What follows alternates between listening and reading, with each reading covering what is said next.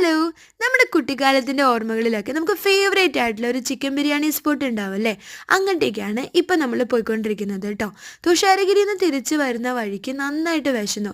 എവിടെ കയറും എന്നിങ്ങനെ ആലോചിച്ചപ്പോഴാണ് ഉണ്ണി കറക്റ്റിൽ വിളിച്ചിട്ട് പറഞ്ഞത്, നിങ്ങൾ എന്തായാലും അരീക്കോട് കൂടിയല്ല വരിക, മമത ബേക്കറിയിൽ കയറിക്കോളൂ, ഏട്ടന് അവിടുത്തെ ചിക്കൻ ബിരിയാണി വാങ്ങിച്ചു കൊടുക്കൂ, എനിക്കൊരു പാഴ്സൽ വാങ്ങിക്കൊണ്ടിരുന്ന കേട്ടോ എന്ന്. അങ്ങനെ നമ്മൾ മമതയുടെ മുകളിൽ കയറി കേട്ടോ.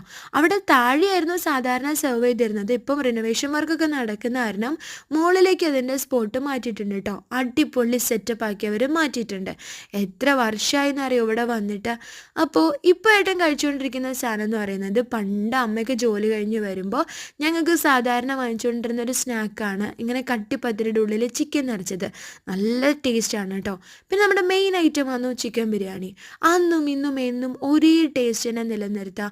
അതും എത്ര ടേസ്റ്റി ആയിട്ട് അവരുണ്ടാക്കുന്നതെന്നറിയോ? പാത്രം കാലിയത് കണ്ടപ്പോൾ മനസ്സിലായിണ്ടാവും.